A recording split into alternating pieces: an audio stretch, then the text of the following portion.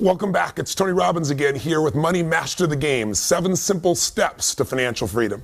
Let's get into gear now. We've given you the background, the overview of what this book is really about. Let's go through the 7 steps by beginning with step number 1, tap the power. In this session, we're going to make the most important financial decision of your life. And it's not a decision you might think it is. In fact, most people think that the way you get free, financially free or wealthy, is you get this big score. Somehow I'm going to make a bunch of money, or somehow I'm going to make this investment in Apple and it's going to triple, and that's what's going to make me wealthy. But all the research shows, in reality, people who earn huge sums of money rarely keep those huge sums of money. And very few people really get to the number that they're really after when they're trying to make that big score. And so I really want to show you a much simpler way. There are literally millions of people around the world that have become millionaires, and they've done it really slowly and easily because they've just tapped into a very simple power. And that power I know you've heard of called compound interest or compounded growth. The idea of growth upon growth, multiplying itself. Let me explain what I mean. Early in the book, I decided one of the people I wanted to go visit with was a man named Burton Malkiel. Burton Malkiel, or Bert, is an amazing professor who's at Princeton, and I wanted to go see him because he wrote a book that's become kind of an investing classic called A Random Walk Down Wall Street. And he wrote it in the 70s, and it's still popular today. And in it, he kind of shook up the investment field because he came up with this idea saying, you know what? People should be able to have a tiny bit of money and own all of the stock market and not pay these huge mutual fund fees that are usually hidden, that are eating away at your ability to grow and compound what you have into real wealth. And he was one of the earliest people to ever come up with this idea of promoting the idea of an index fund. An index fund, again, is really simple. Instead of buying Apple or PepsiCo or Coke or whoever the case may be, you can actually buy this index, which mimics the entire stock market. So you get a micro piece of all these companies, all the best companies, for example, in the S&P 500 or the Standard & Poor's 500, if you're familiar with that. And so his idea has turned into a $7 trillion a year business. And another person I got to spend quite a bit of time with that you'll learn about here in the book and here with me is a gentleman who started Vanguard, and that's Jack Bogle. He took this idea and he bet his fortune on it.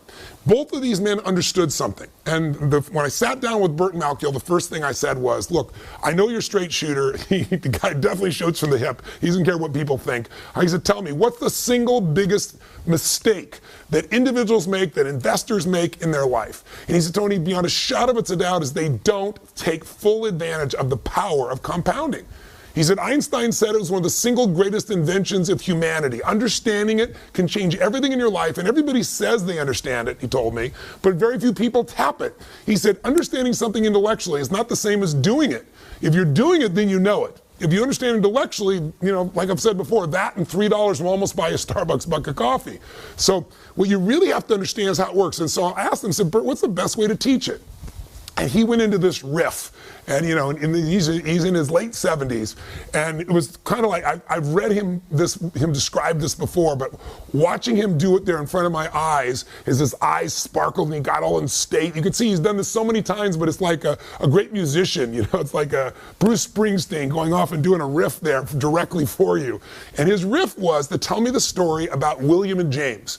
He said, tell me, I should give you a real example. Let's say 2 guys, William and James, and let's say William starts out at 20 years old, and he starts taking a little bit of his money and just locking it down and setting aside and investing it. Let's say he takes $300 a month, $4,000 a year, and he puts that aside and he doesn't touch it, and he puts it in the stock market, and let's say over time he averages 10%, and let's say he does it in an index fund, so he's not being taxed continuously, so it grows tax-free until the time he's going to take it out. And let's say he makes that investment, stay with me now, William makes that investment from the time he's 20, puts away that $300 a month, that $4,000 a year, till the time he's 40. He never makes another investment again. That's it. And then we see what he has at age 65. And then on the other hand, he has a brother named James. And James, he doesn't get started when he's 20. He doesn't get started when he's 30. He waits till he's 40, and then he starts to say, God, I better start doing something. So he does the exact same thing his brother did. He starts putting away $300 a month, $4,000 a year roughly. He gets the same exact return, let's say of 10% in a tax-protected environment. And at 65, from 40 to 65 is 25 years. So he spends 25 years putting money in the system. Think of it, $4,000 times 25 years is $100,000. His brother, William, he only did this for 20 years, 20 to 40, 20 years, times 4,000, 80,000. So the second brother, William and James put in significantly more money into the system, done it longer, but at age 65, they both got the same rate of return. Who do you think is doing better off? I know you know the answer, but the real question is, how much better off? And that's what most people have no clue of. William, who started earlier and quit earlier, has 600% more money. Not 20%, not 50%, not 600% more money. At age 65, both these men who got the same rates of return, but one started earlier and quit earlier, he has $2.5 million for William. And James, who started later and put more money into the system, but he started later, so he got less compounding, he ended up with $400,000. A $2.1 million difference. Now that could be the difference between total financial freedom for somebody or doing okay for a while and at 70 having to get a job to be somebody greeting people at Walmart. See, this understanding of compounding is how you can free yourself from this idea that somehow you've got to make this giant score, because the more you try to create that giant score, even if you get it, usually isn't kept. And how can I say that? Because I've been in this business working with people, some of the greatest entertainers, actors, musicians, sports stars, government officials who go off and make money afterwards. And I can tell you one thing, rarely do they keep it because they've never understood how to really tap into this power. And I'll give you one more example because Bert gave it to me at the time. He said Ben Franklin, when he was living alive, there were two cities that were kind of like sister cities for him. And it was Philadelphia and Boston. He went back and forth between them. They felt like hometowns to him. So when he died in 1790, he gave both cities $1,000, but the control and the guide was they couldn't be touched. The money had to be invested, had to be left alone for 100 years. After 100 years, he already calculated what he knew it would be worth. He said they could both take out $500,000. That 1,000 would be worth 500,000, he had calculated, or more. It was actually worth a lot more. And then at 200 years, they have to leave the rest in and let it accumulate. And at 200 years, they could take all the money out for both cities. Well, both cities got a $500,000 hit from a $1,000 investment 100 years out. That's pretty amazing mathematics. When it grows, you think about that. Nothing was added to it. It was just natural interest growing, the growth that happened in the market. And then what happened in 200 years? That $1,000 had grown to $6.5 million, even though they'd already taken $500,000 out and it didn't get to compound for 100 years. $6.5 million, that's a 3,000% return. So compounding is amazing. And I know you've heard of it. I'm sure you've got examples you've heard. But what I really want to do in this particular session with you is get you to take step one to financial freedom. And that is to start tapping this power. And the way you're going to tap this power is give up the illusion that you're going to get this home run. And I'll help you with a home run. We'll use a metaphor. How about Curt Schilling, Boston Red Sox? If you're a sports fan, you know about this man because he went to 2 World Series. Brilliant man. He made $100 million in income. $100 million. Now check this out. How much does he have today? He's bankrupt. In fact, he's not only bankrupt, he's upside down $50 million. How's that possible? Because when people make huge sums of money, no matter how much money we make, have you ever noticed that we seem to find a way to spend it? And you say, that's impossible. But when you make that much money, you buy yourself a business or you buy an island, and guess what? You can be upside down so quick it makes your head spin.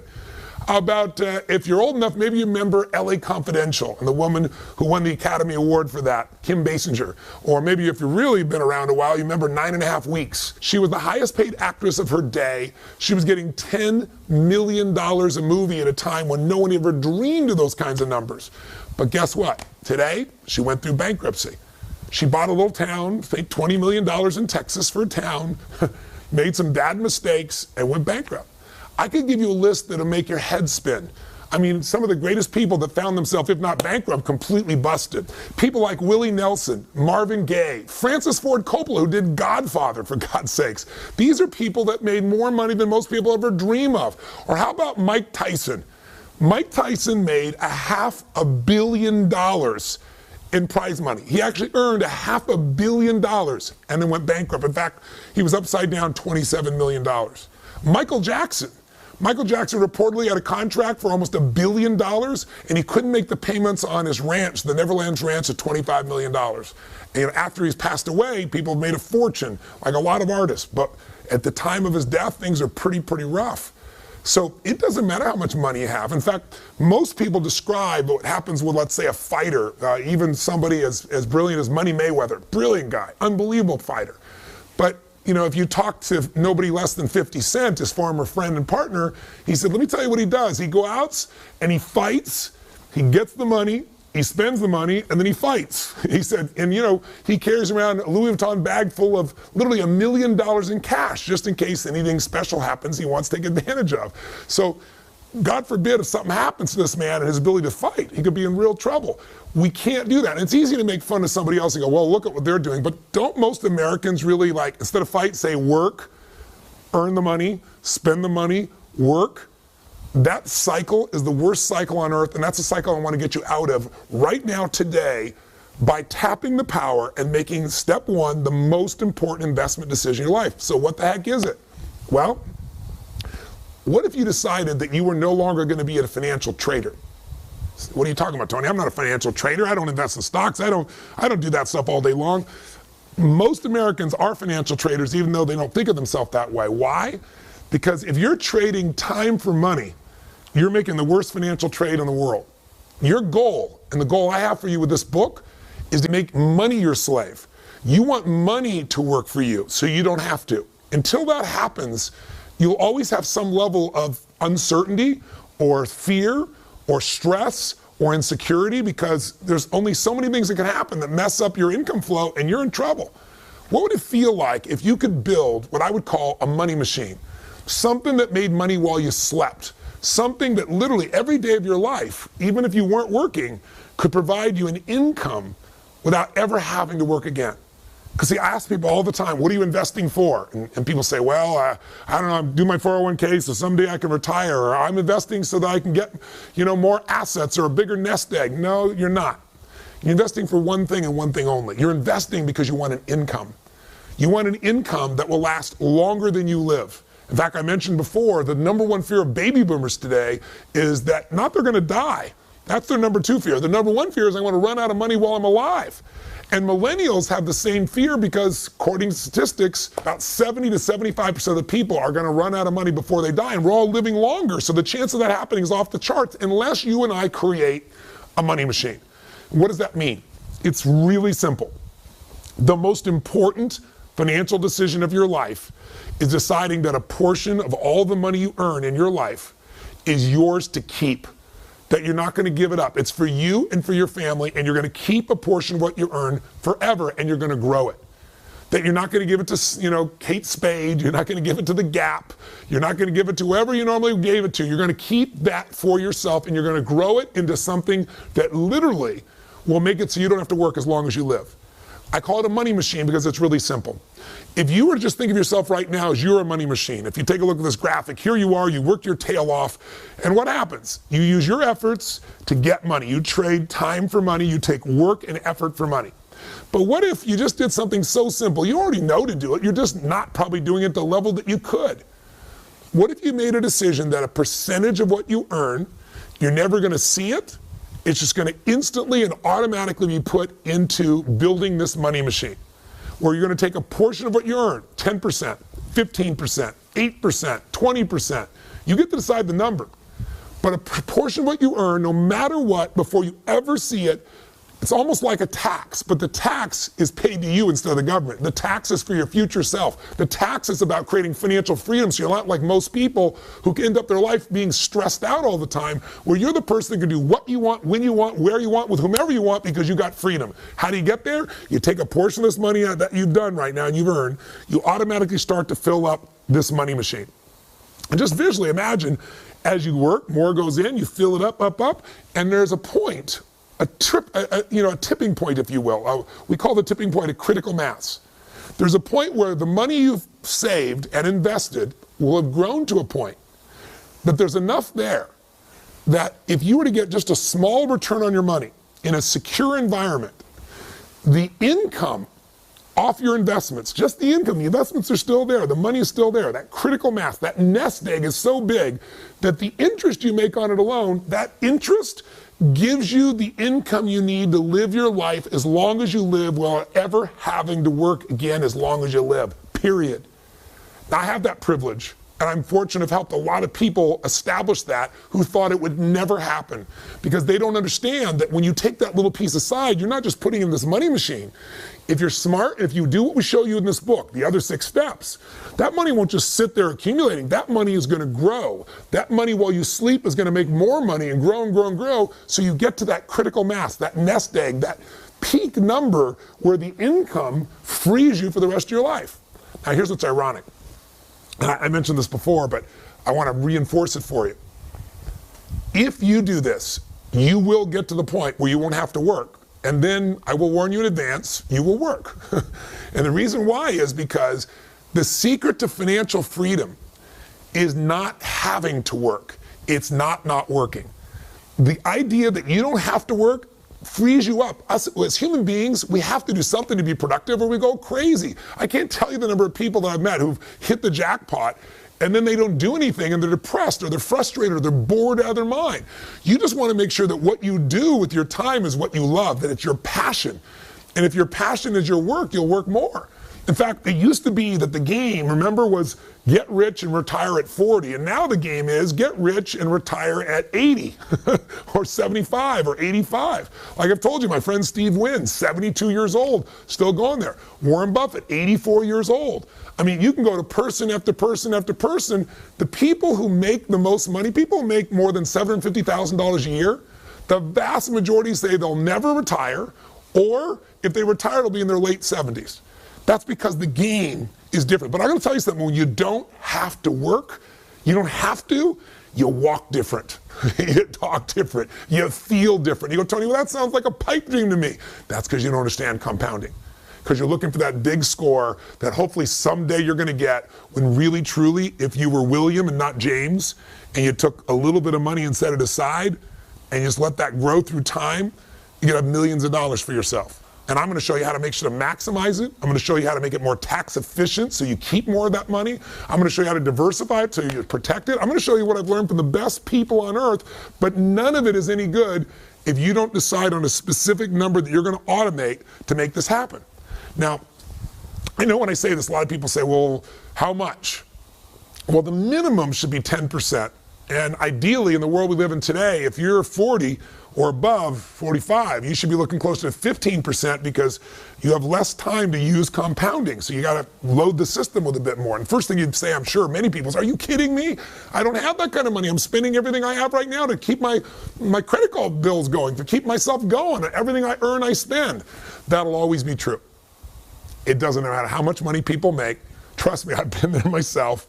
You know, I went from barely surviving, trying to figure out what to do, to earning extremely well, and then barely surviving because I overspent. And I mean, it's just the nature of human beings. Our vision gets bigger, we have more resources. But if you will draw a line in the sand and you don't have to think about it. The thing that Burt Malkiel told me, he said, Tony, the secret to it all is you got to pick that number, and then you don't change it. It's like a tax, and you don't see the money. We'll show you how in the book here. You automate it so that money is taken out immediately. If you run your own business or you go to work somewhere and they raise our taxes by 5%, 8%, 10%, you're going to hate it. You're going to be mad as hell, and it's still going to get paid. That's just the way we are as human beings. So why not create a freedom tax? And it's really not a tax at all. What about a freedom gift? I call it the Freedom Fund. What you want to do is decide right now, what percentage, and by the way, I'm going to mention one thing. You might say, well, Tony, I'm already doing this. I'm already contributing my 401k. Then I want you to decide right now, and I'm going to show you how to maximize your 401k. I'm going to show you how to get rid of the fees in your 401k. They're eating up your compounding. You're compounding fees if you don't know what you're doing in this area.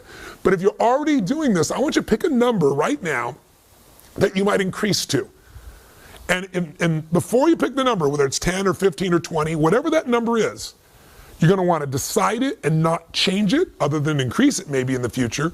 And you're going to make it automated so that money goes into your Freedom Fund. Not a savings account, a place where you're going to be investing that money and growing it till it hits a critical mass that throws off the income you need so you never have to work again. So you have that true financial freedom. So if you're saying, well, Tony, I don't know how I'm going to do this, let me give you 2 pieces to help you think about this. I could name dozens of stories or examples of people that I've met over the years who started with nothing and became wealthy because they just took a little piece off and forgot about it and let it grow and grow and grow and grow. But I'll give you one of my favorite examples, Theodore Johnson. This is a man who never made more than $14,000 a year in his entire lifetime. He worked for UPS, and he only did one thing different than most people. At late stage of life, in his late 80s, he's worth $70 million. He did not inherit any money. All the money came from compounding $14,000 a year. How did he do that? He committed to one thing. He decided 20% of all he earned was going to be set aside. Every check, every bonus, every situation, 20%. There was no excuses.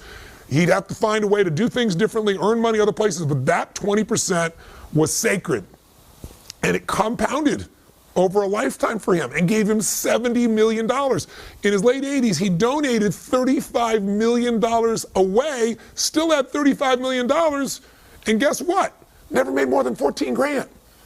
I mean, there's no excuse. When you understand the power of compounding, it's game over. But you gotta get beyond your knowing what it is to acting, and that's really what I'd like you to do right now. So right now, why not make a decision right now in this moment and say, this is what I'm gonna do. I'm gonna stop trading time for money.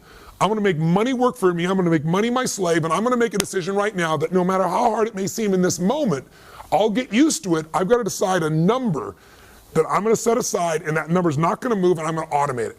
What is that number for you? Is it 10%? Is it 15? Is it 18, 20? Is it, gosh, I gotta at least start with 7? What's the number gonna be? Make a decision right now. And if you already have a portion that you're putting aside, it's only gonna get you so far. Make a number larger now. That'll be the decision, the most important financial decision in your life, because investing can only be done with the capital you set aside. And if you wait to have a bunch of money to invest, you'll lose all the years that little bit of money could have been compounding and going crazy. Compounding is the ultimate power. Tap that power right now by making your decision. Have you made it? Write it down. You know, when you think of something ahead, it goes out. Write it down. Drop it right now into your planner. Send yourself an email with that in the headline. What are you going to do right now so you lock it in your head? And so you lock it in your life. And then the question is, how do you go about automating that? Just open the book, chapter 1.3. It'll walk you through how to do it. You can go to Schwab. You can go to TD Ameritrade. There are a variety of people that can automate it, so it takes right out of your check into holding place. You say, well, then where will I take that money? Where will I invest that money? Those are the steps to come. First step is get in the game, and the only way you're going to be able to get in that game is start to tap the power by automating. Now, if you're sitting here right now saying, Tony, all this is well, and I've heard this before, I know compounding, then, you know, but I just don't have any money to invest. What am I going to do? Then I'd like you to tap into the power of behavioral economics. One of the things I did when I wrote this book is I said, okay, people are going to know. Some things we're going to talk about, like what we're talking about right now, is frankly common sense. But common sense is not too common. Have you noticed that? People know it, but they aren't doing it. So I said, I want to get people to do it. So I went and met with a whole series of Nobel Prize winners of behavioral economics. And the behavioral economists are guys that spend their entire life, and women, focusing on what is it in human nature that makes us screw up financially? And what technique can we use to get beyond our minds so that we don't need discipline and we automatically get the right results? What these behavioral economics experts do is they basically study the human brain and human nature, and they try to figure out what is it in our nature, the way the human brain works, that makes us make the wrong decisions when it comes to finances. And one of those things has to do with the fact that, you know, we want these things, we give more value to things that are immediate than in the future. Like what is in front of you right now seems more real than 10 years from now, even though 10 years from now you're going to get there, and if you don't do something now, it's going to be painful. And so a lot of these experts have figured a way to get around your own nature with these little behavioral tricks. So it doesn't take discipline to make it happen. So for example, Shlomo Bernartzi, who's from UCLA, and Richard Thaler from Chicago, both came up with a brilliant system called Save More for Tomorrow. Let me explain how it works. So if you right now say, Tony, I know I've got to save. I know I've got to get, I've got to start tapping the power of compounding, but I'm spending every dime I have and there's no way out. First, bullshit. I'm sorry, but it's got to say bullshit. You can find a way. If it's your entire life and future depends upon it, don't accept that. We all get what we tolerate. There's a way to find it. There's something to cut. There's something to create. There's some way to add more value. We'll get to that later. But with this system, what they said is, look, if I said to you, next week we're going to meet and we're going to have this meeting would you like to have some fresh fruit or would you like to have chocolate cake? When they do this research with students, about 80% of the people say, no, I'll have some fresh fruit, especially in an environment that is somewhat health-oriented and so forth. But when they get to the meeting a week later, exactly the opposite, 80% reach for the chocolate, the chocolate cake. So it's always easy to diet in the future. And similarly, when I say you got to take some money today and invest in it, your brain says, oh, I don't have any room for that, there's no time for that. So what Shlomo and his partner Thaler did is they said, what if we let people save more tomorrow? What if you said to people today, make a commitment today that when you receive your next raise of any sort, that raise will then be put aside for savings in your freedom fund, into building your financial future. And interestingly enough, most people are saying, I'm willing to do that. I can't do it right now, but I'll do it in the future. And as a result, if you do this program, and I explain it in the book in more detail, but just the highlight note is you can go to your HR department and you can let them know. For every raise you get, you're going to take out X percentage. I'll give you an example. They took a group of people in the Midwest who were blue-collar workers with no room to be able to save. These are people that said there's no way. So both Shlomo and Thaler together said, you got to save 3.5%. Anybody can save 3.5 cents out of $1. You've got to do that. So they all agreed. They said, but then you're also going to use to this formula of save more for tomorrow, which means every time you get another raise, another 3% or 3.5% is going to be set aside. The most crazy thing happened. This group of people went from saving nothing or 3.5% to saving 14% on average. Now, when you start saving 14%, it's a different universe. You're going to start compounding. Get this, 65% of these blue-collar workers who never saved anything in their life were saving 19%. Now, when you start saving almost 20%, that's what made this man with $14,000 a year end up with $70 million. That's the power of compounding activated. So here's what I'm going to say to you. There is a way. And if you say, Tony, well, but there isn't. Okay, I'll agree to do this in the future, but what if I don't get a raise? Well, if you don't get a raise, I'd say to you, learn to become more effective. I always tell people, find a job where your raise becomes effective when you do. Either own your own business, get yourself in sales, do something where you have some control, or start a little business on the side. We can talk about those things later, but for right now, let's pretend you can't get any more money anywhere. How could you still do it? You can save and get that money to invest. Save something you're spending money on. How about this? Take one night a week and don't go out to dinner. Order a pizza in, watch a movie at home instead of going out to the movies. You'll save at least $40. In the world we live in today, probably a bit more than that. If you save $40 a week by just having a pizza, not going out for dinner on one of those nights, or not going out and spending that money, $40 a week sounds like so small amount. But if you took that money and you put it in your freedom fund, and you grew it at 8%, and we're going to show you some people, for example, in this book, who've averaged over 75 years closer to 10%, and with very little risk up and down. But let's say you averaged 8%, and you left it in there for 40 years. You know, you're 20 years old, you're 25 years old, you're 30 years old even. Plenty of time. Do you know what that money turns into? $40 a week? That's almost $2,000 a month. At 8% compounded turns into $500,000 by itself. See, the money's going to get spent. The only question is, are you going to compound it in something real, or are you just going to throw it away? The real goal in step one here, tap the power. If you want to say, what's the first step of these 7 steps that are going to get you financially free? You tap the power by stop being a consumer and start to become an owner. That's what you are when you decide to invest. You become an owner in American business or world business. And when you own businesses that are growing, you get to grow with them. And as they compound in their value, you get to compound what you have in your ownership of them as well. So you got to become an owner, and you've got to become an investor. And the only way you can do that is decide on percentage you're going to set aside. Now, you can use save more for tomorrow, start with a small amount and build up. That's such an easy way to do it. You can just say, boom, I'm going to start with 15 right now. But you got to make sure that it's automated. And if you're still saying, okay, all this is wonderful, but where do I come up with this money? Well, let's take something. You've all heard people talk about their Starbucks strategy, stop drinking Starbucks. I think a lot of you are going to still drink your Starbucks. It's pretty addicted. But I'll give you a simple one. How about bottled water? You know, I come from Fiji. I have a home in Fiji, and Fiji water is very popular around the world. I don't know what bottled water you drink, but almost everywhere you go, nobody drinks out of a tap, and I think for damn good reason. But there's an alternative to the tap. It's called filters. Filters cost almost nothing and they don't waste all the plastic. Do you know the average person, if they took 2 drinks of bottled water a day, it's the same as your pizza, right? 2 drinks a day, just think of it, over 30 days, check it out, 60, right? Times $2 each, and you start going, I got myself $120 a month. You know, if it's 3 bottles of water a day, that's $180 a month. $180 a month is going to get you past that, get you in that $2,000 range again. How about you just drink filtered water, get it filtered at home? How about you get yourself, we have in our home here, these plastic bottles that you keep reusing, that they don't leach plastic also, so you're not polluting your body. And by the way, did you know a plastic bottle, sorry to get all eco on you right now, but did you know one plastic bottle takes on average 450 years to break down? I'm living here on the ocean and almost every day there's some plastic that'll get rolling in here, and some of it's been out there for 50 years and it's still coming back ashore. It's insane.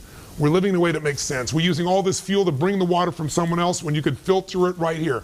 How about you save yourself that money and put another $500,000 in your pocket through time?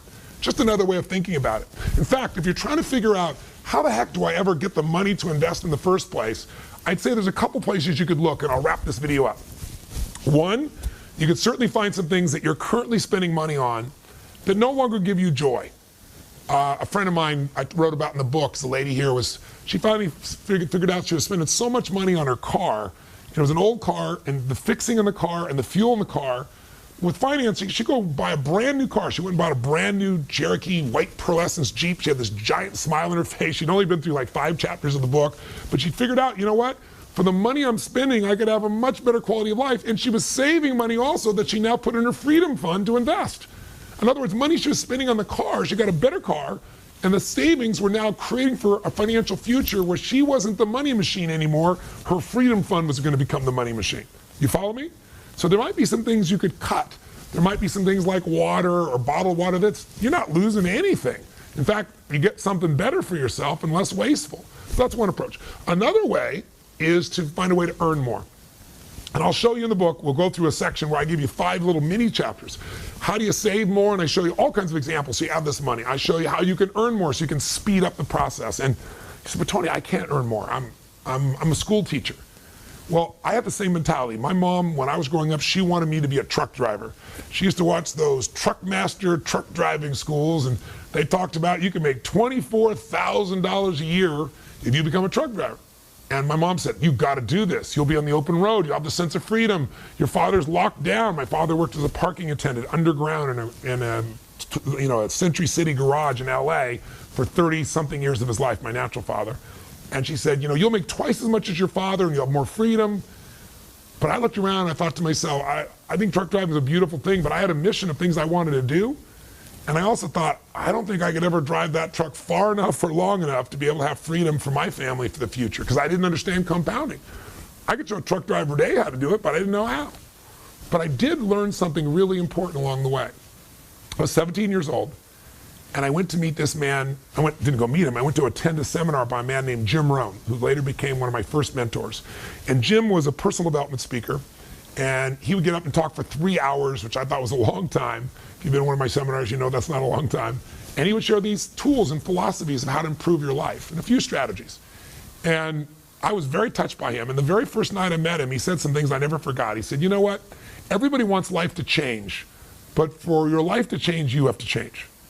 For things to get better for you, you've got to get better.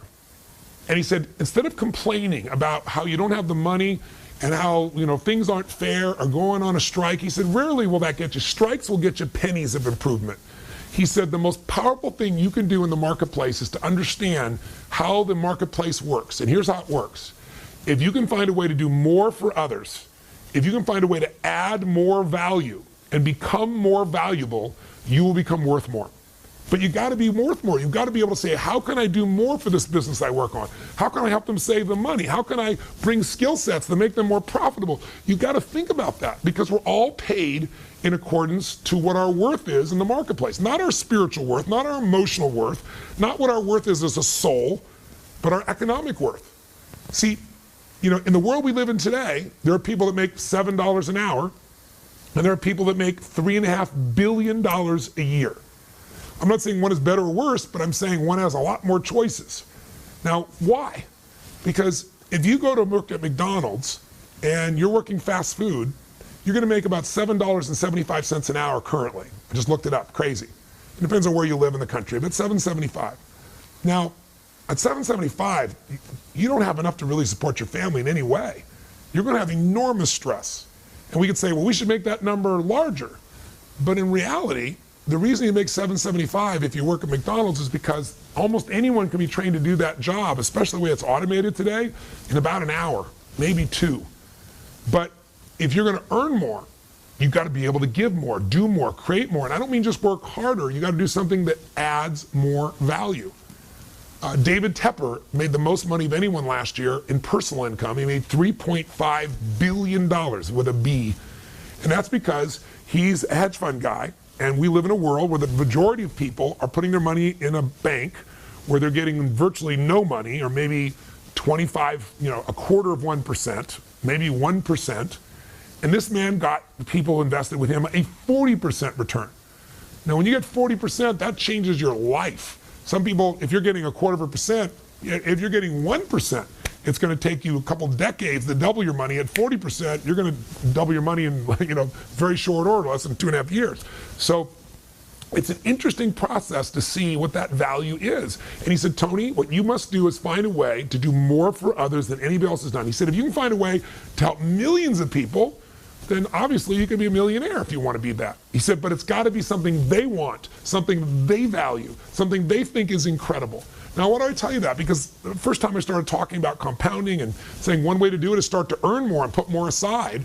If you think you don't have enough now, I had this school teacher come to me and she said, but I can't. I'm this fixed income, and there's no way for me to get a raise. And I said, you know what? One of the great injustices of our current society is that the most important jobs, like, for example, a teacher, where we're entrusting the future to someone to help us with our kids create their own future, create their skill sets, their abilities, they're horribly paid in this country. But you can complain about the system, or you can take control of what's within your own control, and you can find a way to add more value. She goes, how am I going to do that? I said, I know a school teacher, I described him in the book, who makes $4 million a year. How? He decided, I love working with 30 kids, but if I only work with 30 kids, I'm going to make $60,000 a year. But if I can find a way to work with hundreds of thousands of kids, I could earn hundreds of thousands or maybe millions of dollars. And all he did was he became incredible as a teacher.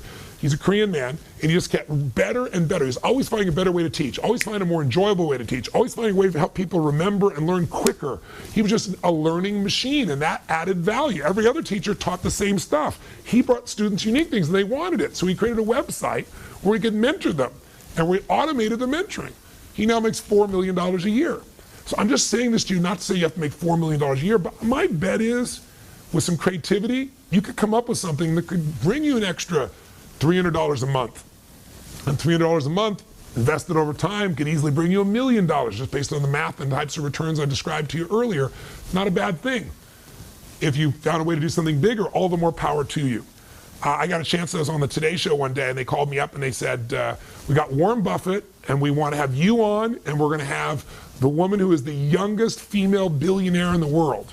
And she has this company called Spanx. And I said, what is Spanx? And if you're a woman watching, I'm sure you're smiling, laughing. He doesn't know what Spanx is. Most men don't know what Spanx are, but I guess it's kind of an undergarment that women use to help them effectively shape their body under a dress. This woman, she had no idea how to become a billionaire. It wasn't even her goal to be a billionaire. She just wanted to solve a problem that a lot of women have. And she was on her way to a party, and she cut some pantyhose up and created this little device, and then she thought it was a great idea, and everybody said it was stupid. And she tried and tried and tried and heard no, no, no, and she just wouldn't give up. And then finally she got someone to make some, and then she sold some, and then she eventually got an Oprah. And now Spanx is a multi-billion-dollar business, and she's the youngest female billionaire in history. So I want you to know there's a range from school teachers to this one was working at Disneyland. There are people that might want to make $100, $500, $1,000 more a month. And if you find creative ways to earn more by giving more, by creating more, the answers are there. I just want to get you going. I've got a whole chapter on this, but what I don't want to leave this section with you doing is thinking, I can't do this. And I'll just give you one last one. Another way you get the money to grow your financial future is keep more of the money you have. So I've got a whole chapter here in the book on really, it's the secrets of the ultra wealthy that you can use too. And you'll find it in section 5 of the book. And in fact, it's chapter 5.5, if you want to look it up when you go there. And what it is if you're trying to get financially free, you have to remember what is the most expensive cost that you have in your life. I mean, what is the deepest thing you're going to spend money on in your life? And for the vast majority of humans in this country at least, and North America and most Western nations, it's taxes. And so taxes, you got to understand, in this country, the IRS, their job is really simple. They're not mean people. I mean, they're mean people in every industry, so I'm sure there's some. They're like Switzerland. Their job is to get as much money as they can from as many people as they can every year.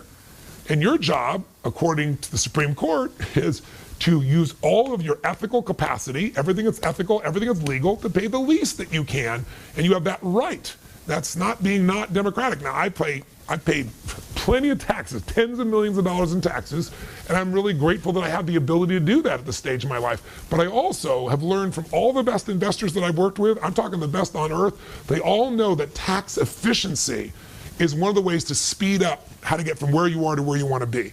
Because if you can keep more of what you have and compound it, you're going to do even better. And there's a tool that ultra wealthy people know and use. It's IRS sanctioned. The IRS supports it. And very wealthy people and very wealthy organizations use it. And it allows you to grow your investments literally in an environment where it can be not just tax deferred, but tax free. What that means is if you tell me you have $500,000 built up over the years in your 401k, I might say to you, if you're in the 50% tax bracket, no, you have $250,000. You might say, Tony, no, that's not true. I've got $500,000. I said, yeah, but half that's the government's money if you make 50%, if you have a 50% tax. But what if that $500,000 could be put in an environment where when you made $500,000, it was all yours? That would get you your goals twice as fast, wouldn't it?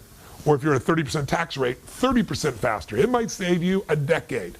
So be sure to check that part of the book out. All I want to get you to know is the game is you got to tap the power. Step number one.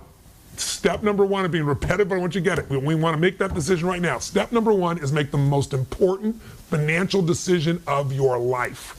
Decide right now, what percentage are you going to keep for your family forever? What percentage of your money are you going to set aside, automate, and make sure you put in a freedom fund that you're going to start to invest and build into something that will eventually provide that income for you where you never have to work again as long as you live. You only work because you want to, not because you have to. Sound exciting? Well, as simplistic as it is, I'm sure part of your brain's going, well, okay, I'll do that, but where am I going to invest? Where am I going to put this money? That's coming next. But first, you got to make the first step. So let me turn this video off. Either pick up the book, read the details, or call Fidelity or Schwab, or go online and find a way you're going to just automate deducting. What's the number? Don't change it. If you already got a number, increase it. Is it 10? Is it 12? Is it 14? Is it 15? Is it 20? Is it at least 7 or 8? And then what are you going to do to grow it through time? All right? Hope I got your attention. The power of compounding will give you real wealth, not just going for a big hit. And hey, by the way, if you get a big hit and you're smart, you'll throw a bunch of it into your freedom fund. You'll just get there faster. Thanks for watching. Look for my next video in a couple of days. Live strong and live with passion.